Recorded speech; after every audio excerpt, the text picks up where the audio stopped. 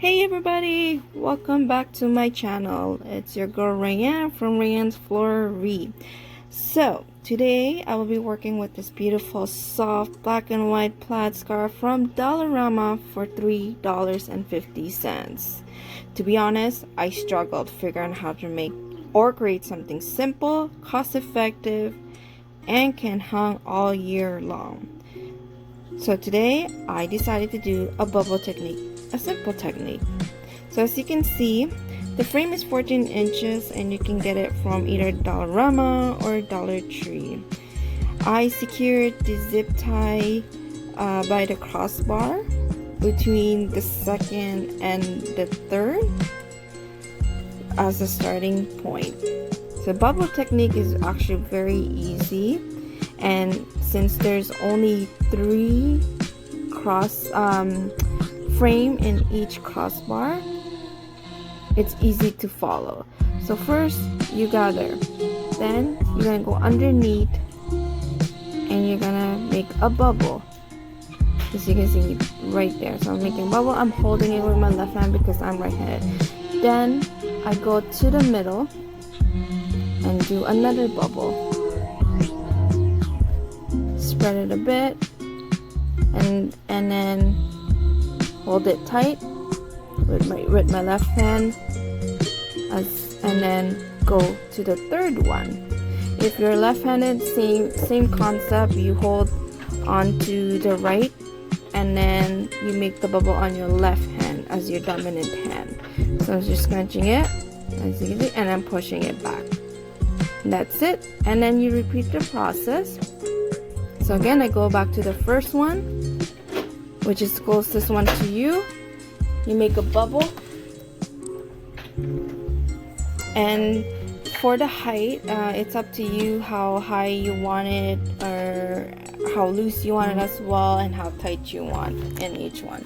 So I used about 3 scarves of the plaid. So it was $3.50 each, and that's about, well, let's say almost $10 and some change. So as you can see, I made it bigger, the bubble, and so now I finished my first row. Now I go to the next one, make a bubble, and then I go to the middle, go underneath, make a bubble, and fluff it out as you go through the frame, and it will cover lots of the frame itself. So I'm only using 14 inches. You can do I think the next one is 16 or 18 inches, and then the next size down will be a 10-inch or an 8-inch, and you can pull this through. So now I'm at the end of the scarf, so I'm just going to do the last bubble, and I'm just fluffing it out. As you can see, it's already full halfway. And then now I'm putting the next scarf, which is a scrap one that I made a mistake, and I'm still trying to figure out how to do this. I was either going to do a ruffle technique. It worked, but then it was too much zip tie and I didn't like it. So I'm securing my last scarf and the second scarf together, and then I'm gonna repeat the same process all over again. So back to my struggling of figuring out what type of technique. Excuse the noises in the background if you hear it. That's my son playing Lego. So the struggle is real. I was trying to see if I could do a petal technique, a ruffle technique, a daisy technique. Then I realized the scarf is too soft. It doesn't have a thick structure to hold the shape. So then I figure out, okay, then the bubble it is. I played around, and then I came up with the idea of let's just make a bubble technique. So with this plaid, it's very farmhouse look slash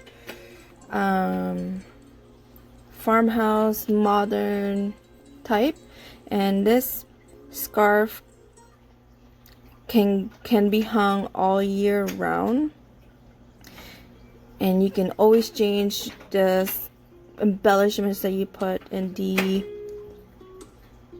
in the frame as you want. So it can go all year round. So as you can see, I'm fluffing it out as I go, and I'm at the end doing the last bubble, and now I'm going to secure it, and then I'm going to repeat the same process again. So this time it's one of my other scraps again that I played around. So it's just the same same technique, same process of trying to cover your Wreath frame.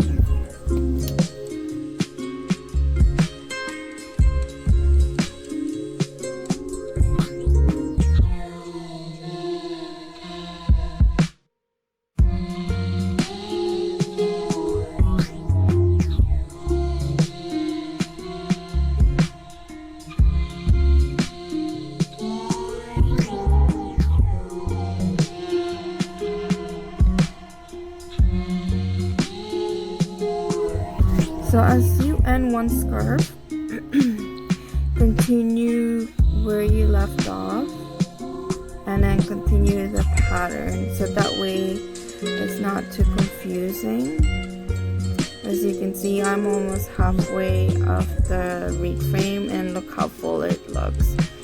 And that is just one scarf and a few scraps put together. And I made the bubble a bit bigger, so it covers the whole entire wreath. So the bigger the bubble you make, the less material you will use. The smaller bubbles you make, the more material you will use. So if you want it more cost effective and you're trying to be on a budget, if you're gonna do a bubble technique, I would suggest buy one of the material you're going to use, and then figure it out if you want a big bubble or a small bubble, and that will determine how much material you need. Now, due to COVID, it's impossible just buying one and then going back the next day, it's all gone. So rule of thumb, I would suggest, if you're using a 14-inch and you're doing a bubble the size of what I'm doing, buy 3. If you're going to use a 14-inch Wreath frame and you're going to do a smaller bubble, I would suggest get 4. The bigger the frame you're going to use, the more materials you will use, and again depends on the budget you're going for. So this is, I believe, the second scarf with a few scraps. So technically I almost used 3 scarves put together, and I'm already maybe a quarter left of the Wreath frame of the 14-inch. Okay, so with the Wreath frame, I do understand that because of the COVID, not everybody is getting the same shipping date of the materials. I will link some of the online store where I buy my Wreath frame in case, let's say, Dollarama or Dollar Tree ran out in Canada. It will be in the description box. There's 2 Canadian online store that you guys can get the Wreath frame, as well different kinds of mesh. As for shipping, I don't know how long it will take, but they are open to public, basically online stores. Some of the online stores that I buy my mesh and my other stuff are only open for the trade. Since I'm in the trade, I'm a floral designer, I'm a wreath maker, I'm able to get this stuff. You can also try Michael's as well. That's another choice aside from Dollarama or Dollar Tree. And also I will link some of the materials I use that I buy from Amazon. If it'll be in a description box. I do have an affiliate program with Amazon, so if you just click, you don't have to sign in. I do get a small commission if you do decide to buy one, or link the link that I put in the description box. So I was just figuring out my centerpiece. I was thinking about the snowman, but then it was too much plaid and the red and black didn't go with the white and black and gray. So I decided I'm not gonna use that one. I'll use that snowman from some different project. That snowman I also got from Dollarama. So I bought 3 of that because I have other projects on that. So back to putting all this stuff together. So there is 2 that I know, and the third one I'm going to also put in the description once I find out if it's available for everybody to purchase or it's only for trade. I've done a lot of research and I wanted to help you guys where to get other stuff aside from Dollarama, Dollar Tree, or Michael's. I just feel, again, it's very limited for us Canadians who loves to craft and get all this nice stuff, and we don't really get that much. So I'm just swirling the last one and fluffing it out. As you can see, look how full it looks. So I'm putting some more scraps. I'm just ending it and just still trying to figure out what I'm gonna put for the center. I have a few ideas, but we'll see how it goes. So I ended my last scarf at the top, so I'm starting from the top and just continue from there. And then, so I don't go on the bottom, I don't go on the top, but even though I started on the top, I continue to do the same pattern, and I go to the first one, which is closest to me, then I go to the middle, then I go to the end. I usually don't fluff until the end, but it's okay if you fluff the scarf throughout. It just looks nicer, and then it'll be easier for you to figure out how and where you're going to put the embellishments that you want. So I'm just picking up all the scraps because I was going to throw them out, then I realized no, I need them. I didn't know if I wanted to fill up the whole wreath frame or not, and so still trying to figure it out. So if you would like to learn other technique, just comment down below. Let me know what would you like to learn, and for me to make a video tutorial. I believe the next one I'll probably do is how to make a small sympathy wreath for your loved ones who passed away. Perfect to leave it all year round by the gravestone, by the cemetery.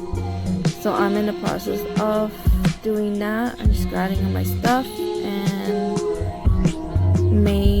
and I have another one that I would probably do. It's called the poppy, which is Remembrance Day is coming. So if you would like me to do another tutorial, just comment down below, and also subscribe as well. You can also follow me on Instagram. My Instagram is Wreath. I will also put it in the description below. I do a lot of customized wreaths, and I work with fresh garlands. Which is winter is coming out, so I will be doing some video tutorials on that as well. So I got my Hello Winter, a penguin in black and white plaid from Dollar Tree. So I'm just gonna put on the bottom, so I didn't cover the whole frame. So I'm just gonna do is get my wire. I also got it from Dollarama, and I'm just gonna cut my wire, and I'm going to tie it on the frame, since this centerpiece has a hole already. So that's where I'm putting my wire frame, and then I'm attaching it to the wreath frame on the top, and to hang my centerpiece. And I'm not gonna put any embellishment. I think it looks nice just the way it is. Simple is better. It makes it more elegant, and it's just a wow factor, I must say.